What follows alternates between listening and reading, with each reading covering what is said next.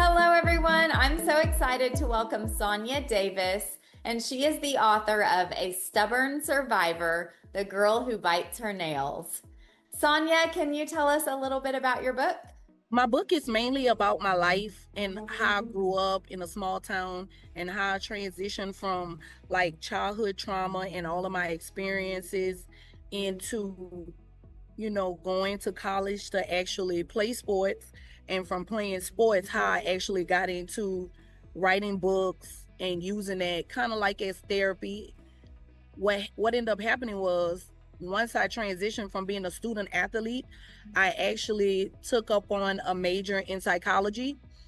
So I noticed that times when I was like really stressed or I was triggered by some intrusive thoughts or things that was happening during my childhood, I actually started to bite my nails. And I noticed that I had an increase in nail biting in like stressful times or times I was thinking about hurtful things that was done to me during my childhood.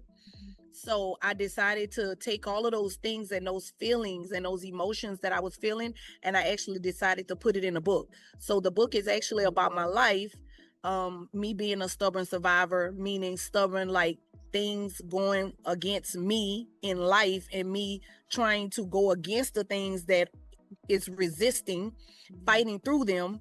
And then, sometimes it's hard to make decisions sometimes. So you're a little headstrong and you need to make the decision because it's a good thing for you and you know the outcome is going to be positive, but you could be a little stubborn because of the emotions and different things like that you had to endure when you were growing up. So biting the nails, being a stubborn survivor, I just took all of those things, synthesized it, conjoined it, and put it inside of a book and made it about my life. I love this. It sounds like you have so much self-awareness of, what you need to do versus it's like that struggle that we all have. Like, I know I need to do this, but maybe I want to do this, or for whatever reason, like I'm having a hard time, like I'm resisting it. So I love Right. that you're talking about this because I think so many people go through that. And I think that you sharing your struggles with this can be super helpful to anybody else that's going through the same thing. Sonia, what Correct. And was that's, your, yeah. sorry. Oh no, go ahead. Yeah, go ahead. Oh no, I wanted to include that was one of the objectives, to because I'm also a nurse. So it's like psychology, nursing and all of that kind of goes hand in hand with each other. So I'm big on interventions and Mhm. therapy. So I felt like that could be therapy for somebody else, even if them having to reach out to me and be like, "Hey, how did you do it? Like, I understand I read this in your book and you went through that, and you probably didn't cover everything in your book. But what are some tactics, interventions, or different things you use that you can share with me that I can include in my daily living of life to help me transition to get to the mind state and a place where you are?" Yeah, exactly, exactly. Sonia, what was your inspiration for writing the book? My first inspiration for writing a book was I was like, I always was in environments and situations that were like anxiety producing. And I just, once I took up on my major in psychology and learned that, our body shouldn't be in fight or flight unless it's a real emergency. Yeah. So I had to go back and reflect, you know what I'm saying? And do like a reflection of myself and think about like me being 8 and 9 years old at that time. I'm like, it's no way I should have been under that amount of stress, and I wasn't even in adulthood. I was a child. So Mm-hmm. what inspired me to write the book was I would have all these thoughts and I needed to do something with them. So I decided to transmutate that and put it on paper. I love that.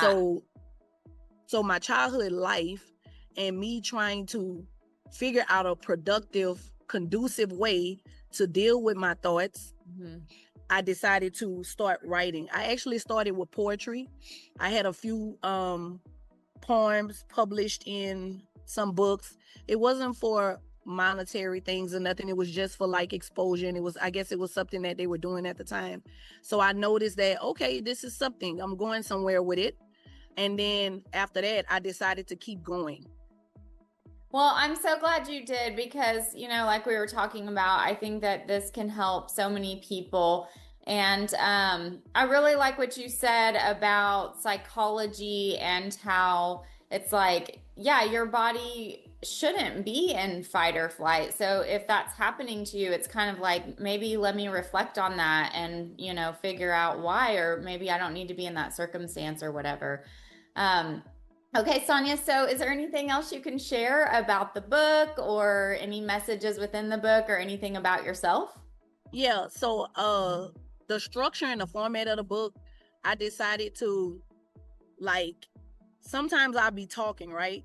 Just like I'm having a normal, dialect conversation with you. Mm-hmm. And I'll just have these emotional experiences and outbursts in the book that I made in real time, like actually while I'm writing the book. Mm-hmm. Sometimes people tell stories and they go ahead on and tell a story and they use similes, metaphors, and personification to help you relate to how they were feeling at that time.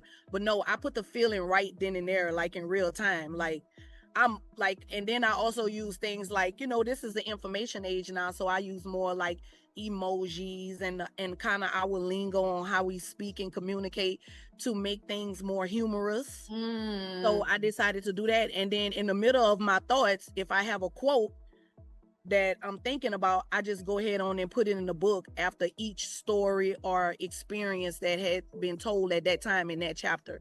So that's kind of how I structured most of my books. And most of my books, I try to keep them to like 100 pages because we all have things to do in life.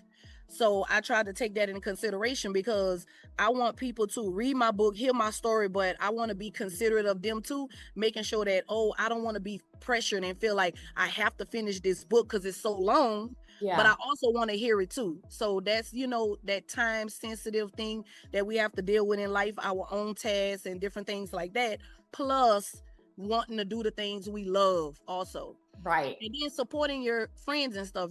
Everybody have things going on. So my friends and family may want to support me, but then it's like, oh my God, my day is so full and packed, but I want to read Sonya book. And then knowing that it's only 100 pages, it's like, whoo, I could just get through it. It's a breeze, and I read a lot also. So I kind of got that from Atomic Habits, short, small things. And Mm-hmm. then each day you work towards them is something big. So just thinking about something in the minimal justification of 100 pages Mm-hmm. is way better than a novel of 500-600 pages and you don't feel as stressed. Right. Oh my gosh, I love that so much. Okay, first of all, I really like how you talked about your writing style, and I think that that kind of writing style, it makes it more, I don't know, more personable, and like you're really connecting with the author. So I think that's super Right. cool. And then how you talk about making your book shorter.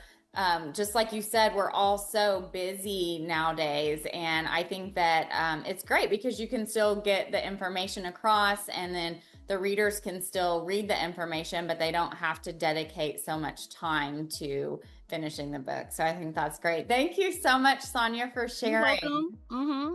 For anybody who's interested in picking up a copy of this book, again, it's Sonya Davis, and the title is A Stubborn Survivor, The Girl Who Bites Her Nails. You can get it on barnesandnoble.com, amazon.com, and Apple Books, to name a few.